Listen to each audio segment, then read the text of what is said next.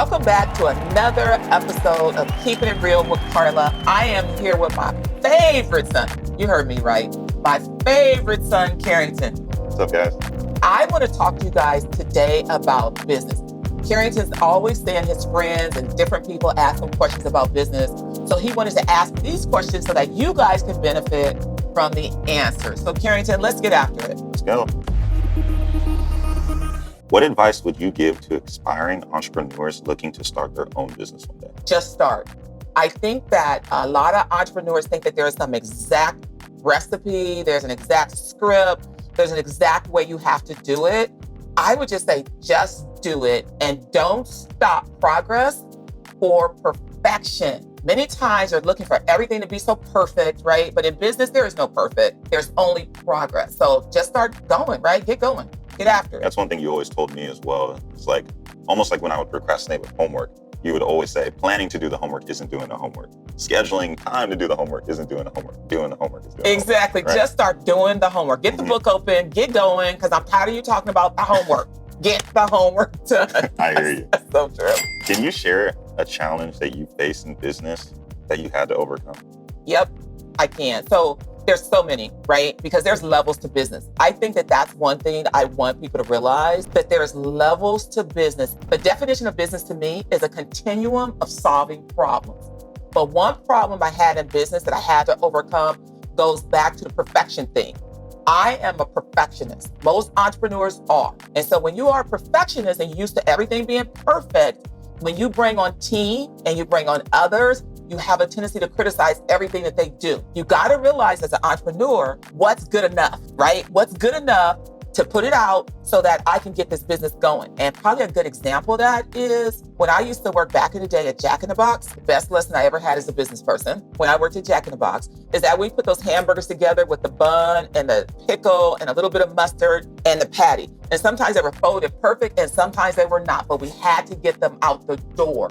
So I guess my biggest lesson is realizing that I'm the entrepreneur and people are not going to do it like me, and being willing to accept less than what I would do so that I can have progress versus waiting for perfection. I hear you. I would say that's definitely one of the biggest things that would slow down in entrepreneurs, them just trying to make sure that everything is so perfect when you really just got to push a product first. You got to push a product. There's no perfect. Perfect kills business. Right. And who's that guy? Is it Kevin O'Leary, the guy that's on like Shark Tank? And I think Kevin O'Leary said it. He's like, perfection will kill business because you keep redoing it and redoing it and redoing it and you can't get anything out. At some point, the food got to come out the kitchen, the clothes got to go in the rack to be sold, the taxes got to get done, the homework got to get finished, right? Mm-hmm. There is no perfection. Sorry. I hear you. So what is a word of advice that you would give to a business owner that's maybe starting out that feels as though everything is just going wrong? No money's coming through the doors, they're having to lay off people, everything's going wrong. What advice would I give them? The first thing I would tell them is, first of all, you've got to be ginger with yourself.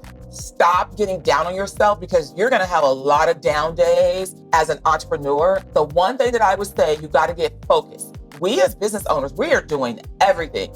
You've seen me build this business from nothing to where it is today, right? I mean, I was the secretary, I'm the janitor, I'm the accountant, I'm the CEO, the financial person. But when you're first starting out in business, your highest order is sales and marketing.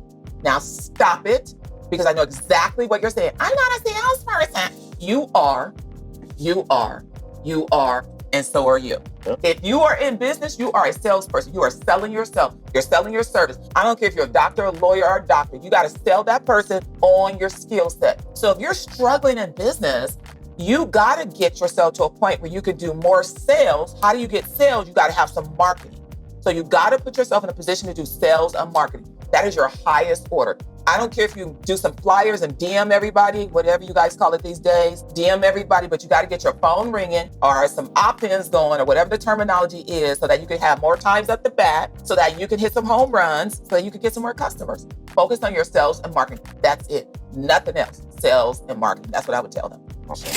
And a main focus of KDA, would you say, has been innovation. So my question to you is, how would you say that you approach staying ahead of all the industry trends and ensuring that your business remains relevant? Ooh, that's a great question, because when you're in business, your business could die, right? because everything is not always going to be, as much as people think taxes are always going to be. IRS just this year launched their own tax software so they can start doing taxes for individuals, right? Right. I think for me, it's always about being a visionary, figuring out what my clients need next and providing them that next thing. So ask the customer what they need and provide the customer that service. Stop being so locked into, I gotta provide only this service. I think that we have egos as entrepreneurs and we don't want to back off our thoughts, but we need to make sure that we're paying attention to what our customers want. That's one thing. The other thing that I do as an entrepreneur and as a tax professional, I love cutting edge tax law. So whenever we have Congress, the House and the Senate on the Hill, and they're coming up with these new laws, I'm always reading those laws, trying to figure out what's the angle so that I can bring my clients something that somebody else has not brought them yet. Sometimes being the first to market is very important. Eventually, everybody will catch up, but I'm always looking to innovate and be the first to market. And then I had enough sons, because I got 4 of them, from almost every generation. I got enough sons so that they could be trying to figure it all out. So that was sort of like my plan. I strategically had you so you could keep the business up to date. I'm sure you did. It was all planned out. All planned out. But that's just one way. You got to stay relevant. If not, your business can become blockbuster to Netflix, right? We can all think of businesses that's gone out of business. I hear you. So you'd say your business has to remain versatile and flexible. And I almost would say that at the office, obviously I work at the office and stuff like that, you've promoted what I would call like a learning environment. Whereas a lot of us are teaching each other different skills and stuff like that, which allows it to be easier for us to learn different types of softwares, like you mentioned. Yep, exactly. Because I always say the knowledge is in the room. You got to empower the people that work for you and the people that you work with so that they can feel like they are a part of something. Karrington Dennis does not know everything. Matter of fact, the longer I live, the more I'm starting to realize how much I don't know. That's one thing you have to really start to realize. You got to empower other people to learn. In the office, you are one of the people that are very technology smart. You're quick-witted. I'm not quick like that. I may have deeper tax knowledge, but when it comes to the software, you're on the software. So you teach people how to use the software, right? That's something that you bring to the table. I guess a question I have for you, how has it been being with an entrepreneur that is your mother? She's hardcore. Sure is. She's hardcore. How has that been for you? How has that helped you? How has that hindered you? I would say it's helped me a whole bunch when it comes to realizing that I have a crutch to fall back on. So I can be vulnerable. I can go after and make mistakes knowing that I have this crutch to fall back on and make those mistakes at 100% speed. How has it hindered me? I always see myself as I have big shoes to fill. The biggest shoes comparison to this one.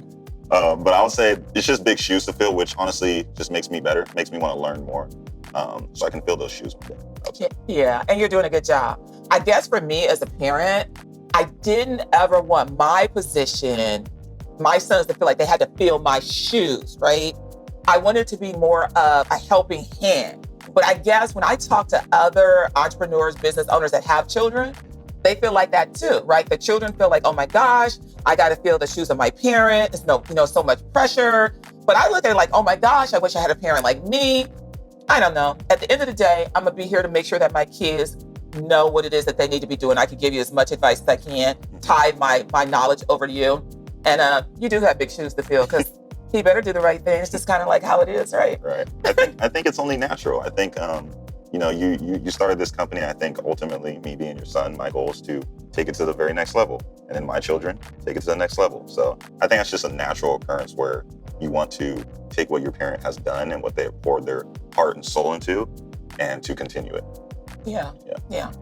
Oh, that makes me feel so good knowing that I'm gonna be sitting on that beachfront house one day, right? She sure is. Being fans and someone feeding me grapes. I love that thought process. Well, when you know better, you better do better. You better what? Ooh, you better do better. That's right. When you know better, you better do better. You better do better. That is why you have to like, comment, and subscribe so you don't miss out on any of this information.